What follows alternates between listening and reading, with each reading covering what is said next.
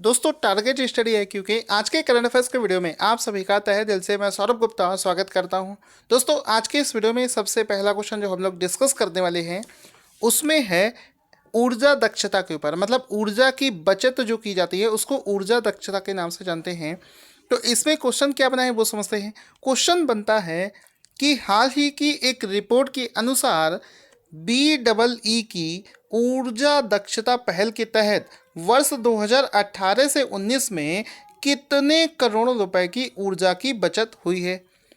तो सबसे पहले इसका आंसर देख लेते हैं। इसका आंसर हो जाएगा option number B, that is 89,122 crore रुपए हम लोगों ने बचाए हैं वर्ष 2018 से 19 में। आंसर तो आपको पता चल गया है, आपको क्वेश्चन अच्छे से समझना है। देखो क्वेश्चन अच्छे से समझोगे इस तरीके से कि यहाँ पर दोस्तों होता क्या है कि हम जिस ऊर्जा का इस्तेमाल कर रहे हैं उसको कितने बेहतर तरीके से इस्तेमाल किया जा सकता है, ऊर्जा को किस तरीके से बचाकर हम लोग ऊर्जा का इस्तेमाल कर सकते हैं, उसके लिए सरकार की एक ऑर्गेनाइजेशन काम करती है जिसको हम लोग BEE के नाम से जानते हैं, ब्यूरो ऑफ एनर्जी इफिशिएंसी। तो इस ऑर्गेनाइजेशन ने क्या किया है, ये ऑर्गेनाइजेशन ऊर्जा को कितने इफ़िशिएंट तरीके से इस्तेमाल किया जाना चाहिए उसको लेकर अलग अलग अपने प्रोग्राम चलाती रहती है, जिसकी वजह से इसने वर्ष 2018 में, आप विश्वास नहीं मानेंगे, कुल मिलाकर 89,122 करोड़ रुपए की बिजली जो है, ऊर्जा जो है उसको बचाया है। तो बहुत ही अच्छा काम इसने किया है। अब इसमें और भी बहुत सारे क्वेश्चन बन सकते हैं, जैसे कि ऐसी उस रिपोर्ट का नाम बताओ जिसमें ये सारी चीज़ें निकल कर सामने आई हैं, वो जानेंगे आगे। तो यहाँ पर सबसे पहले तो उस कंपनी को देख लेते हैं जो कि ऊर्जा के संरक्षण को लेकर काम करती है। इसमें लिखा है BEE, जिसका मतलब होता है ब्यूरो ऑफ एनर्जी इफिशिएंसी। इसका लोगो है energy is life, conserve it, बिल्कुल सही बात है, ऊर्जा जीवन है और इसका संरक्षण करें। हम सभी को भी करना चाहिए। कभी कभी आपने देखा होगा कि घर में अगर फैन चल रहा है, लाइट जल रही है, हो सकता है उस रूम में कोई ना बैठा हो, तो इन्हीं सब तरीक़ों से ऊर्जा को बचाना होता है। अब इसमें आगे देखो हम लोग क्या जानेंगे इसमें। तो ये सारी चीज़ें जिस रिपोर्ट में निकल कर सामने आई हैं उस रिपोर्ट का नाम आपको पता होना चाहिए। उस रिपोर्ट का नाम है impact on energy efficiency measure, यानी कि ऊर्जा दक्षता माप के प्रभाव पर एक रिपोर्ट। ये पूरी रिपोर्ट है जिसमें ये सारी चीज़ें निकल कर सामने आई हैं। इस रिपोर्ट को रिलीज़ किसने किया है? इसको रिलीज़ किया है केंद्रीय ऊर्जा मंत्री राजकुमार सिंह।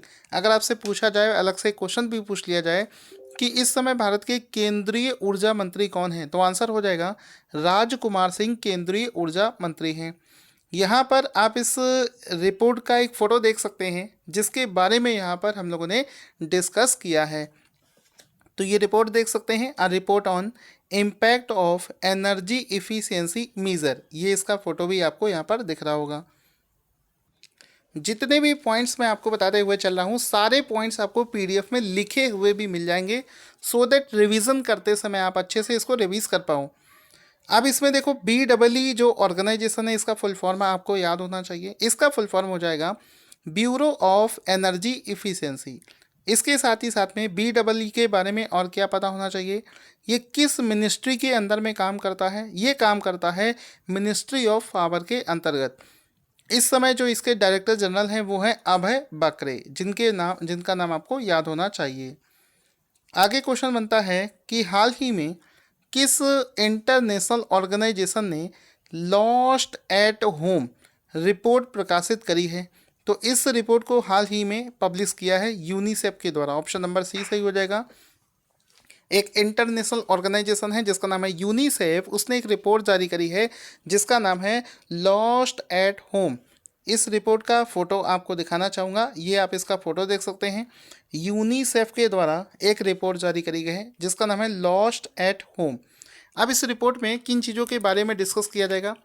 इस रिपोर्ट में बेसिकली क्या होगा कि ऐसे बच्चों के बारे में ये रिपोर्ट बनाई गई है जो कि अपना जो मेन जगह होती है उसे डिस्प्लेस हो जाते हैं। डिस्प्लेस क्या होता है? एक जगह से दूसरे स्थान को चले जाना को ही डिस्प्लेसमेंट कहा जाता है। मतलब हो सकता है कई वजह से नेचुरल डिजास्टर की वजह से कहीं पर बाढ़ आ गई तो वहाँ से बच्चों को जाना पड़ जाएगा। साथ ही साथ में कभी कभी भुखमरी हो जाती है, कहीं पर कोई बीमारी फैल जाती है, इस वजह से लोग अपनी जगह से डिस्प्लेस हो जाते हैं। और जब भी कोई अपनी जगह से डिस्प्लेस हो जाता है तो उस केस में जब वो नई जगह जाता है तो वहाँ पर उसके पास में रहने के लिए घर नहीं होता है, खाने के लिए खाना नहीं होता है। तो इस रिपोर्ट में यही सारी चीज़ें जो हैं डिस्कस करी जाती हैं। आगे चलते हैं अगले क्वेश्चन की तरफ। अगला क्वेश्चन बना है कि हाल ही में टाटा ग्रुप के चेयरमैन जिनका नाम है रतन टाटा ने किस फार्मेसी कंपनी में 50% तक हिस्सेदारी खरीद ली है? तो इसका देखो राइट आंसर हो जाएगा ऑप्शन नंबर बी, जेनरिक आधार इसका राइट आंसर हो जाएगा। एक बार क्वेश्चन को अच्छे से फिर से समझ लेना। टाटा ग्रुप के चेयरमैन जिनका नाम है रतन टाटा, उन्होंने एक फार्मेसी की स्टार्टअप कंपनी है जिसमें 50% से ज़्यादा की हिस्सेदारी को खरीद लिया है। उसका राइट आंसर हो जाएगा जेनरिक आधार, ऑप्शन नंबर बी सही हो जाएगा। इसमें आप इसका फोटो देख सकते हैं। देखो जेनरिक आधार नाम से इस प्रकार से आपको ये फार्मेसी दिखेगी और इसी फार्मेसी में इसके जो कह सकते हो फाउंडर हैं वो यहाँ पर आपको रतन टाटा जी के साथ में दिख रहे होंगे। ठीक है, ये रतन टाटा आपको दिख रहे हैं। आपको दोस्तों बताना चाहूँगा इस कंपनी के जो फाउंडर हैं वो मात्र 18 वर्ष का एक लड़का है जिसका नाम है अर्जुन देश पांडे। ठीक है, इनका कॉन्सेप्ट बहुत ही शानदार लगा रतन टाटा को, जिसके वजह से चूंकि इस समय फार्मेसी कंपनीज बढ़ रही हैं और यहाँ पर जेनरिक आधार का जो बेसिक कॉन्सेप्ट है वो इनको अच्छा लगा, इस वजह से टाटा कंपनी ने इसमें अपना 50% इन्वेस्टमेंट कर दिया है। साथ ही साथ में आपको बता दूं कि ये जो कंपनी है ये मात्र 2 साल पहले ही अभी शुरू हुई है। तो मेरे हिसाब से इस अर्जुन देश पांडे के बारे में आप लोगों को भी पढ़ने की ज़रूरत है कि आखिर किस तरीके से इतनी कम एज में इन्होंने इतना अच्छा मुकाम हासिल कर लिया। आगे चलते हैं दोस्तों। इस समय जो लॉकडाउन चल रहा है ये 17 मई तक चलेगा, सभी को पता है। लेकिन अभी आपको जो क्वेश्चन बना है वो ये बना है कि भारत का कौन सा राज्य हाल ही में लॉकडाउन को 29 मई तक बढ़ाने वाला देश का पहला राज्य बना है। हो सकता है भारत के और भी राज्यों में 29 मई तक बढ़ाया जाए, लेकिन सबसे पहले जो बढ़ाता है वो क्वेश्चन बन जाता है। तो सबसे पहले बढ़ा है तेलंगाना में, ऑप्शन नंबर सी सही हो जाएगा कि हाल ही में तेलंगाना में जो लॉकडाउन है उसको 29 मई तक बढ़ाने के आदेश जारी कर दिए गए हैं। इस प्रकार से तेलंगाना पूरे भारत का पहला ऐसा राज्य बनता है जो कि लॉकडाउन को 29 मई तक बढ़ाएगा। तो ऑप्शन नंबर सी यहाँ पर सही हो जाएगा। यहाँ पर आप इसका एक फ़ोटो भी देख सकते हैं। तेलंगाना के मुख्यमंत्री आपको यहाँ पर दिख रहे होंगे जिन्होंने अनाउंस कर दिया है कि 29 मई तक इस राज्य में लॉकडाउन चलेगा। इस समय जो तेलंगाना के मुख्यमंत्री हैं उनका नाम है चंद्रशेखर राव और जो गवर्नर हैं उनका नाम है तमिलिसाई सौंदरराजन, वहाँ की गवर्नर हैं। आगे चलते हैं। हाल ही में किस कंपनी ने आपत्तिजनक पोस्ट पर निगरानी रखने के लिए एक ओवरसाइट बोर्ड बनाया है?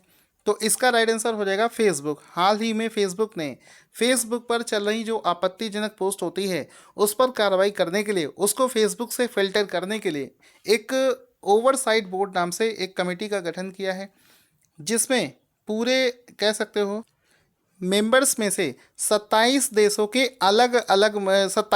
के 20 अलग लोग मेंबर्स को सेलेक्ट किया जाएगा। इसमें इन मेंबर्स की लिस्ट में पूर्व प्रधानमंत्री होंगे, नोबेल अवार्ड के रेसिपेंट्स होंगे, कानून के विशेषज्ञ होंगे और ऐसे लोगों को इसमें शामिल किया जाएगा। अब इसमें इसने जो फेसबुक ने इस जो बोर्ड को बनाया है उसका आप फोटो देख सकते हैं, जिसमें देखो लिखा है फेसबुक ओवरसाइट बोर्ड और इसको फेसबुक के द्वारा बनाया गया है। आगे चलते हैं। अगला क्वेश्चन दोस्तों बना है कि हाल ही में मुस्तफ़ा अल कदीमी को किस देश के प्रधानमंत्री के रूप में अपॉइंट किया गया है? इसका राइट आंसर हो जाएगा इराक, ऑप्शन नंबर बी सही हो जाएगा। हाल ही में इराक के नए प्रधानमंत्री के रूप में मुस्तफ़ा अल कदीमी ने इस शपथ ग्रहण करी है। तो ऑप्शन नंबर बी यहाँ पर बिल्कुल सही हो जाएगा।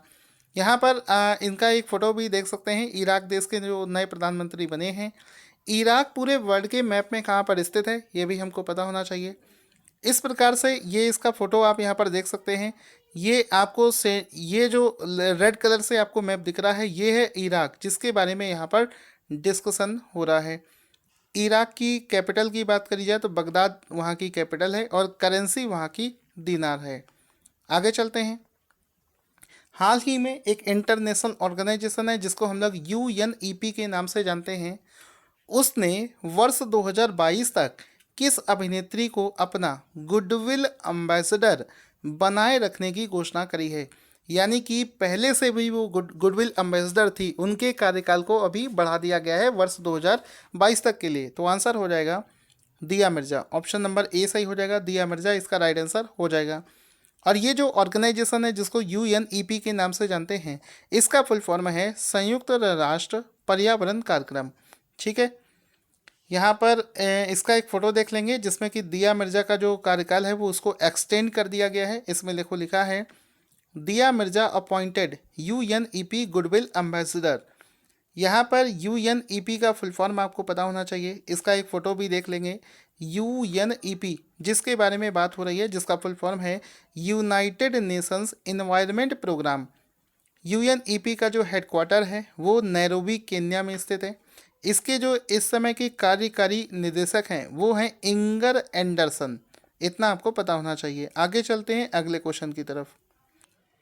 दोस्तों वैसे तो मिड डे मील का नाम हम लोग बहुत पहले से सुन रहे हैं, सब लोग जानते हैं कि स्कूलों में इसको दिया जाता है स्कूली छात्रों को। चूँकि इस समय स्कूल खुल नहीं रहे हैं, इस वजह से छात्रों को उनके घर पर मिड डे मील का राशन वितरित करने वाला भारत का पहला राज्य कौन सा बना है। तो आंसर हो जाएगा मध्य प्रदेश। हाल ही में मध्य प्रदेश सरकार ने अनाउंस किया है कि वो छात्रों को स्कूल में दिया जाने वाला जो मिड डे मील का जो राशन होता था उसको अब उनके घर तक पहुंचाने का काम करेगी। तो ऑप्शन नंबर सी सही हो जाएगा। मध्य प्रदेश पूरे भारत का पहला राज्य बना है जिसमें स्कूली बच्चों को स्कूल में दिया जाने वाला जो राशन होता था, खाना होता था, अब वो उनके घर तक पहुंचाया जाएगा। तो option number C Madhya Pradesh इसका राइट आंसर हो जाएगा। मध्य प्रदेश के मुख्यमंत्री का नाम आप लोगों को पता होगा, शिवराज सिंह चौहान है। मध्य प्रदेश के गवर्नर का क्या नाम है, जल्दी से कमेंट करके बताना ना भूलें। अगला प्रश्न है कि वर्ल्ड रेड क्रॉस डे किस दिन मनाया जाता है। तो इसका राइट आंसर हो जाएगा प्रत्येक वर्ष वर्ल्ड रेड क्रॉस डे 8 मई को मनाया जाता है। तो ऑप्शन नंबर सी यहाँ पर बिल्कुल सही हो जाएगा। यहाँ पर आप इसका फोटो देख सकते हैं जिसमें लिखा है वर्ल्ड रेड क्रॉस डे, जो कि प्रत्येक वर्ष 8 मई को मनाया जाता है। आप इसका लोगो भी देख सकते हैं। साथ ही साथ में ये दिवस मनाया क्यों जाता है, इसके लिए बहुत ज़्यादा डिटेल में पढ़ने की ज़रूरत नहीं है। एग्ज़ाम में आपको सिर्फ ये पूछेगा कि किस दिन मनाया जाता है। साथ ही साथ में इसके पीछे लंबी स्टोरी है, लेकिन आपको इसका कारण पता होना चाहिए। इसको मनाया जाता है ऐसे लोगों को समर्पित है जिनको भोजन की कमी है, संसाधनों की कमी है, या फिर प्राकृतिक आपदाओं या फिर युद्ध की वजह से महामारी से पीड़ित हैं। ऐसे लोगों की सेफ्टी के लिए इस दिवस को मनाया जाता है। उसके बाद में क्वेश्चन है कि वर्ल्ड एथलेटिक्स डे, विश्व एथलेटिक्स डे किस दिन मनाया जाता है। इसका राइट आंसर हो जाएगा प्रत्येक वर्ष 7 मई को वर्ल्ड एथलेटिक्स डे यानी कि विश्व एथलेटिक्स दिवस मनाया जाता है। इसका फोटो भी आप यहाँ पर देख सकते हैं। ये आप इसका फोटो देख सकते हैं वर्ल्ड एथलेटिक्स डे, जिसको प्रत्येक वर्ष 7 मई को मनाया जाता है। आगे चलते हैं। अब शुरू करते हैं आज के करंट अफेयर्स का रिवीजन। उससे पहले अगर आपको हमारा वीडियो अच्छा लग रहा है तो इसको लाइक और शेयर ज़रूर किया करो। तो देखो आज का सबसे पहला क्वेश्चन है कि हाल ही में एक रिपोर्ट के अनुसार BEE की ऊर्जा दक्षता के पहल के कारण कितने करोड़ रुपए की ऊर्जा की बचत हुई है। तो 89,122 करोड़ इसका राइट आंसर हो जाएगा। फिर उसके बाद में क्वेश्चन है कि किस इंटरनेशनल ऑर्गेनाइजेशन ने लॉस्ट एट होम नाम से एक रिपोर्ट प्रकाशित करी है। तो यूनिसेफ इसका राइट आंसर हो जाएगा। हाल ही में टाटा ग्रुप के चेयरमैन ने किस फार्मेसी कंपनी में 50% की हिस्सेदारी को खरीद लिया है। तो राइट आंसर हो जाएगा जेनेरिक आधार में खरीदा है। उसके बाद में सबसे पहले लॉकडाउन को 29 मई तक बढ़ाने वाला भारत का पहला राज्य कौन सा बना है। तो इसका तेलंगाना इसका राइट आंसर हो जाएगा। उसके बाद में किस कंपनी ने अपने वेबसाइट से आपत्तिजनक पोस्ट को हटाने के लिए, उसको निगरानी के लिए एक ओवरसाइट बोर्ड बनाया है। तो फेसबुक इसका राइट आंसर हो जाएगा। उसके बाद में है कि हाल ही में किस देश के नए प्रधानमंत्री के रूप में मुस्तफ़ा अल कदीमी को नियुक्त किया गया है। तो इराक इसका राइट आंसर हो जाएगा। उसके बाद में है कि यूएनईपी का जो गुडविल एम्बेसडर है 2022 तक के लिए किसे बनाया गया है, तो दिया मिर्जा इसका राइट आंसर हो जाएगा। दोस्तों आज का क्वेश्चन जिसका आंसर आपको देना है कि किस ग्रह पर वैज्ञानिकों ने 1 लाख वर्षों तक बहने वाली प्राचीन नदी का प्रथम साक्ष्य प्राप्त कर लिया है। इसका आंसर अपने कमेंट बॉक्स में लिखना ना भूलें। इस वीडियो को ज़्यादा से ज़्यादा शेयर करना ना भूलें।